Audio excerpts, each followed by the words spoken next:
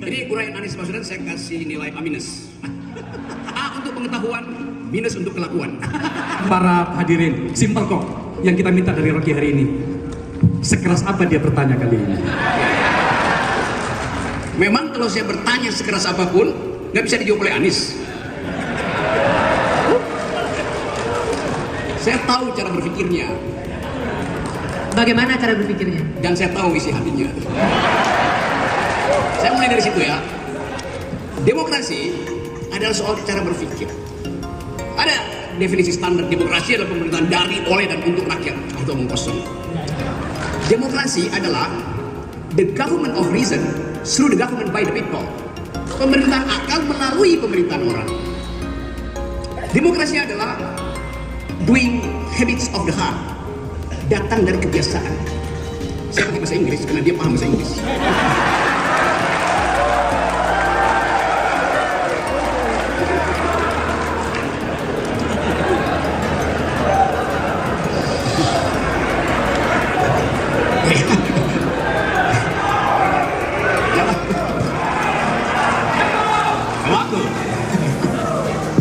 Oke, saya lanjut. Ya, Anda saya tahu orang Makassar.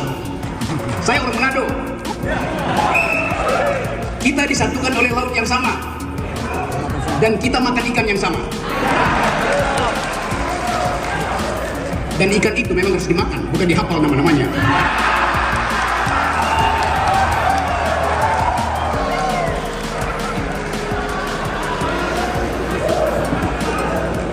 Dan bagian paling enak dari ikan adalah kepalanya.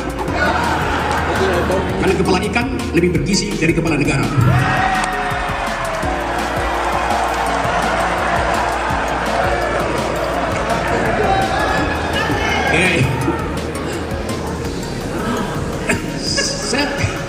Bu Rocky, begini pertanyaannya kalau begitu. Apakah ada yang menurut Anda bisa Anda kritisi dari seorang Anies Baswedan? Banyak. Ya. Misalnya? Satu ya. Tadi saya suka caption yang ditunjukkan di situ bahwa di ujung sana tantangan dari demokrasi adalah undang-undang ITE. Anda bayangkan kenapa saya mesti ulas itu, karena saya akan kena undang-undang itu. Jadi pertanyaan saya, apakah Anies akan membatalkan undang-undang itu demi saya yang sahabatnya atau demi demokrasi? Itu pertanyaannya. Bukan sekedar saya, Anda di sini bisa kena undang-undang yang sama. Saya kasih ilustrasi ya. Saya biasa naik gunung. Satu waktu saya naik gunung gede. Petani di situ dipimpin oleh seorang lurah lulusan SD. Dia bilang begini, Pak Rocky, kemarin ada orang pasang patok di kebun saya. Bunyinya, ini proyek strategis presiden. Maka mulai diinsinuasikan, kalian mesti pindah dari situ. Padahal itu mata pencarian mereka. Nanam singkong, nanam kolor, nanam wortel. Jadi begitu disebut undang-undang ITE, panik rakyat itu. Disebut industri strategis presiden. Lalu dia bertanya ke saya, Pak Rocky, kalau saya foto orang yang lagi nanam patok itu, saya kena undang-undang ITE apa enggak? Anda bayangkan. Republic of Fear. Ini republik penuh kecemasan. Undang-undang ITE bisa menghantui petani di Cimacan, di Cibodas. Itu pentingnya kita bicara soal itu. Jadi demokrasi itu adalah jaminan primer tentang kebebasan untuk berpikir. Itu aja. Kebebasan berpikir menghasilkan kebebasan berpendapat. Nggak mungkin ada pikiran tidak diucapkan dan pendapat. Nah, poin saya adalah sekarang dibikin dungu karena nggak mampu mengucapkan pendapat, karena akan dihadang dengan, kalau Rocky Gerung berpendapat mesti sopan dan santun. Saya akan sopan dan santun pada ulama, saya sopan dan santun pada orang tua. Saya nggak mungkin sopan dan santun pada pejabat. Kasih kritik tapi sopan, artinya jangan kasih kritik. Kan dasarnya itu kan. Jadi kita mengajukan, ini forum akademis. Pikiran hanya disebut pikiran kalau ada pikiran yang menentang. Kalau Anda berpikir nggak ada yang mengganggu Anda, itu artinya Anda lagi berdoa.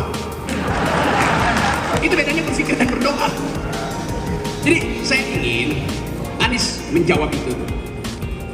Apa alasan utama kita kita harus menghasilkan pikiran, kita harus mengucapkan pendapat, kita harus bertengkar dengan pendapat. Dan kita bertengkar dengan pendapat. Kenapa bertengkar dengan pendapat? Karena pidana. Itu nggak masuk akal. Saya tidak melukai satu inci kulit seseorang kalau saya bicara pendapat. Karena mesti pidana. Ajaib negeri ini. Mengucapkan pendapat adalah pidana. Tapi itu yang ingin saya tanya pada Anies, eksplorasi apa dasarnya? Supaya bukan sekedar kita yang tahu, petani di Cimacan itu tidak lagi ragu untuk bahkan memotret orang yang lagi menanam sesuatu yang menghalangi pekerjaan dia. Ini yang mesti kita sosialisasikan. Nah, kita sosialisasikan ini di dalam upaya menghasilkan kembali demokrasi. Tapi hari-hari ini dianggap bahwa demokrasi nggak ada, yang ada dinasti. Padahal sebetulnya juga dinasti nggak ada. Karena dinasti itu darahnya biru, yang sekarang darahnya kotor. Segitu aja. Bung Rocky, segitu aja untuk Pak Anies. Tajamnya cuma segitu. Jaminan bahwa undang-undang ITE tidak akan lagi mengkhawatirkan. Gini ya. Saya mengucapkan itu dengan cara saksama dalam tempo sesingkat-singkatnya. Supaya saya bisa provokasi mereka untuk bertanya pada Anies. Pertanyaan ini sebetulnya jauh lebih dalam daripada soal ITE. Kalau tadi tangkap apa yang Bung Rocky tadi sampaikan, dia tidak bertanya tentang ITE itu Anda akan hapus apa tidak. Kalau itu gampang jawabnya, ya itu akan direvisi, ya itu akan dikoreksi. Itu sudah dikatakan berkali-kali. Tapi Bung Rocky tidak tanya itu.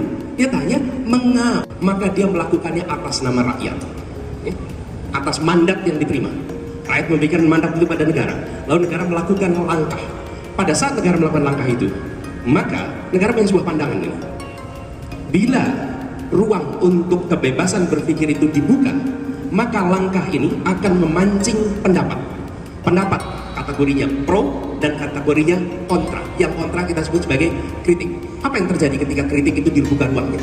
Maka saya misalnya sebagai penyelenggara negara, ketika mendapatkan kritik, saya harus menyiapkan argumen tambahan atas apa yang saya kerjakan. Saya harus mereview semua alasan kenapa yang dikerjakan. Dan ketika kemudian kritik itu makin tajam, apa yang dikerjakan harus memiliki dasar yang lebih kuat lagi. Dan ketika itu terjadi, maka kritik itulah sebenarnya yang membuat sebuah rencana, sebuah kebijakan makin solid. Kalau ruang itu tidak ada, ruang itu tidak dibuka, apa yang terjadi? Dia akan melenggang tanpa kritik, dan dia nanti muncul sebagai masalah yang baru dirasakan rakyat sesudah dieksekusi. Pada saat dieksekusi, semua masalah-masalah yang harusnya muncul sebagai kritik di awal nggak muncul, munculnya nanti di perpuluhan kemudian. Karena itulah sebenarnya ketika ada perdebatan pro dan kon, itu sesungguhnya sebuah public education tentang sebuah kebijakan. Itu sebabnya ruangnya harus dibuka. Tapi kalau ruang itu tertutup, kebijakan melenggang begitu saja tanpa ada proses penajaman, penguatan. Dan saya perlu garis bawahi ketika bicara tentang begini, tentang kritik. Sebuah kritik itu substansinya, mau caranya seperti apa, itu urusan pengkritik, bukan urusan pendengar. Urusan pengkritik mau dengan cara yang santun, mau tidak santun, itu urusan pengkritik. Tapi bagi yang dikritik, substansinya harus dijawab, harus dijelaskan, dan harus diberikan ruang itu untuk terbuka. Siapa yang paling dirugikan ketika ruang kebebasan itu hilang? Yang paling dirugikan adalah seluruh rakyat dan justru penyelenggara negara, bukan pengkritik.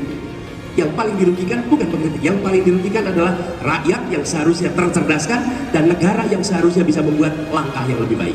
Jadi, menurut saya dasar dari ini adalah membuat kualitas demokrasi kita lebih baik justru dengan memberikan ruang kebebasan berekspresi yang lebih luas lagi. Kira-kira begitu. Ya, bentar, Rob. Jujur saya yakin peserta di sini, para peserta itu akan setuju dengan saya bahwa hari ini kelihatannya Rocky kehilangan sesuatu. Ya, Mas Anies, tadi itu pada episode pertama, sesi pertama, ini maksudnya manas-manasin. ya, jadi provokasi nanti. Jadi yang pertama tadi itu semua angka-angka dari pembicara pertama itu dihajar sama Rocky. Sekarang dia bicara tentang EPA. Ya memang agak susah karena dia sudah tersandra sekarang kayaknya. Nah, oke, Rob, aku pengen sesuatu yang lebih khas darimu, bro. Yang lebih khas darimu, seperti yang Rocky kita kenal. Lebih khas itu. Ya, Oke. Saya akan bicara yang lebih khas. Ada lawyer nggak buat dampingi aku? Oh, jadi seret. Oke, kita mulai dengan hal fundamental tentang arah bangsa ini. Tadi Anies mulai dengan satu prinsip di dalam pembagian kategoris tadi. yang sana ekstraktif, yang ini distributif. Hal yang kita tunggu untuk diterangkan secara jelas, karena kita mau dapat arah tentang Indonesia. Indonesia mengambil sikap kritis terhadap kapitalisme, karena itu adalah perjanjian masyarakat, perjanjian sosial kontrak. Ketika kita bangun negara ini bukan negara liberal, negara ini bukan negara libertarian. Negara ini negara yang basisnya adalah keadilan sosial, bahkan bagi seluruh rakyat Indonesia. Pemerintah mengajukan semua proposal, entah itu dalam bentuk utang luar negeri, investasi asing, entah itu dalam bentuk APBN, dengan mengabaikan prinsip keadilan sosial. Itu yang menerangkan mengapa semua rasio tentang ekonomi memburuk. Itu dasarnya kan. Market ekonomi, ya boleh aja market ekonomi. Karena untuk mengefisienkan pengambilan kebijakan, supply demand dikontrol dengan prinsip market ekonomi. Tapi di era Pak Jokowi, bahkan bukan cuma market ekonomi yang dipraktekkan, tapi market society. Kita ini dianggap sebagai konsumen aja, bukan sebagai citizen. Anda lihat Rempang itu, Jokowi tanya lewat Bahlil, orang Rempang, Anda butuh apa? Pemukiman, rumah, kita kasih dengan anggaran yang diukurkan secara kuantitatif, 60 juta, 40 juta, 50 juta. Dijadikan sekedar sebagai konsumen untuk alasan menggusur apartemen itu, rumah itu sekedar house, bukan home. Kita perlu home sweet home untuk kebahagiaan, bukan untuk ukuran-ukuran material. Jadi bayangkan Presiden Jokowi tidak paham bahwa dia diminta untuk menghasilkan kebahagiaan dan kemakmuran, bukan kali-kali fondasi untuk bikin infrastruktur. Dengan akibat uang yang harusnya tiba di puskesmas dalam bentuk obat, vitamin, yodium, antibiotik, bagi ibu-ibu hamil berubah menjadi aspal di jalan tol. Pengetahuannya begitu, itu yang menerangkan sekarang stunting kita itu 25% tuh. 1 dari 4 bayi yang lahir hari ini akan kekurangan gizi. Setiap bayi yang lahir sudah berutang 50 juta untuk kata Sri Mulyani. Setiap malam ada 19 juta orang miskin tidur dengan perut kosong. Bagaimana mungkin kita masuk di dalam janji Indonesia Emas kalau kondisi awal kita itu sampai ke market society? Itu dasarnya kan. Jadi kita mau uji kemampuan intelektual dari Anies. Bukan menguji, bukan sedang menguji, tapi meminta konsistensi dalam upaya untuk menghasilkan kembali generasi yang berpikir. Hal-hal yang bersifat kuantitatif itu tanya pada awal yang ada statistik. Tapi ide itu harus dituntun dengan paradigma. Oke, kita kasih kesempatan Mas Anies. Silakan Mas Anies. Apa yang membedakan kebijakan ekonominya? Pembangunan itu adalah tentang manusia. Pembangunan itu bukan tentang barang penopang manusia. Itu poin utama yang harus kita fokuskan. Manusia, tentang manusianya. Dan manusianya artinya apa? Manusianya, keluarganya, komunitasnya, lingkungannya. Tapi fokusnya pada manusianya. Karena itulah kenapa saya tadi tunjukkan soal indeks kualitas pembangunan manusia, karena kuncinya ada di situ. Sehingga ketika negara berbicara tentang meningkatkan kesejahteraan, maka dia bukan berbicara tentang meningkatkan angka-angka pengukur, tapi meningkatkan kenyataan kesejahteraan yang ada di masyarakat. Fokusnya di situ. Dan ketika bicara kesejahteraan, nomor 1 apa? Nomor satu, sehat. Dan ketika bicara sehat, mulai dari kapan? Sehat itu mulai dari ibu hamil mendapatkan pasokan gizi yang baik untuk setiap bayi yang dalam kandungannya. Nomor 1. Kalau tidak ada itu nggak jalan. Nah, Ibu sekalian, hari ini persoalan ini itu lewat, tidak menjadi fokus. Dan kemudian kedua, masa awal, usia awal, lalu usia sekolah. Ketika masuk usia sekolah, bangku sekolah yang cukup untuk bangku SD jumlahnya sama dengan bangku SMP, jumlahnya sama dengan bangku SMA. Hari ini jumlahnya kayak piramid. Yang SD banyak, begitu SMP makin sedikit, SMA makin sedikit, perguruan tinggi makin sedikit. Selama itu terjadi, berarti negara tidak berencana untuk mendidik semua anak. Nah, rencana. Dilihat dari mana bangku yang nggak cukup, itu mau bilang mendidik semua anak? Belum, tidak berencana. Itu diubah. Jadi kesehatan dasar, yang kedua pendidikannya. Setelah terdidik, bersekolah salah satunya. Terdidik beda dengan bersekolah. Bersekolah itu diselenggarakan negara. Mudah-mudahan itu menghasilkan orang-orang yang terdidik. Dengan itu mereka kemudian bekerja di dalam, nah ini baru pasar masuk nih, pasar masuk di dalam sebuah perekonomian. Masuk dalam perekonomian, ada yang menjadi penyedia tenaga kerja, ada yang masuk di situ sebagai pengusaha, baik mikro maupun besar, yang kemudian bergerak di dalam pasar, terjadilah distribusi kesejahteraan di pasar. Tapi proses penyiapan itu diselenggarakan oleh negara. Jadi ketika kemudian negara berbicara tentang kesejahteraan, bukan sekedar meningkatkan GDP, bukan sekedar meningkatkan pertumbuhan ekonomi, tapi mengubah kualitas hidup setiap orang dan setiap keluarga yang ada di Indonesia. Ini fokusnya. Jadi saya melihat Bung Rocky, yang selama ini terjadi adalah mencoba lompat ke ujung. Disiapkan infrastruktur dengan harapan kemudian pertumbuhan ekonomi otomatis naik. Nah, pertumbuhan ekonomi naik, tapi pekerjaan yang tidak sampai ke keluarga, keluarga tidak merasakan keterdidikan. Di sisi lain terjadi stagnansi transformasi kesehatan. Bagaimana kita masuk anggota G20 tapi stunting kita masih tinggi? Bagaimana kita masuk anggota G20 tapi angka kematian ibu melahirkan masih tinggi? Indikator-indikator sosial kita tidak menunjukkan kita berada di negara yang top 20. Indikator ekonominya top 20, tapi indikator sosialnya tidak. Dan bila ditugasin sebagai presiden, maka presidennya tidak hanya bawa ilmu ekonomi, tapi bawa ilmu antropologi, bawa ilmu sosiologi, bawa ilmu sosiatri, bawa ilmu urban, bawa ilmu-ilmu itu semua dihormati, diberikan ruang di dalam pengambilan keputusan. Jadi ketika kemudian kita mau melakukan langkah, itu berbagai ilmu pengetahuan dimanfaatkan. Tapi kalau kepemimpinan nasional tidak menghormati ilmu pengetahuan, maka selera yang akan mendominasi di dalam pengambilan keputusan. Hormati ilmu pengetahuan, manfaatkan ilmu pengetahuan di dalam formulasi kebijakan, dan ketika itu terjadi, maka aspek-aspek yang non-market menjadi tercover. Tapi kalau tidak, maka kita memandang seakan-akan ini hanya persoalan ekonomi. Dan ini kaitannya juga dengan hubungan internasional. Indonesia selama bertahun-tahun memandang posisinya dengan dunia itu transaksional.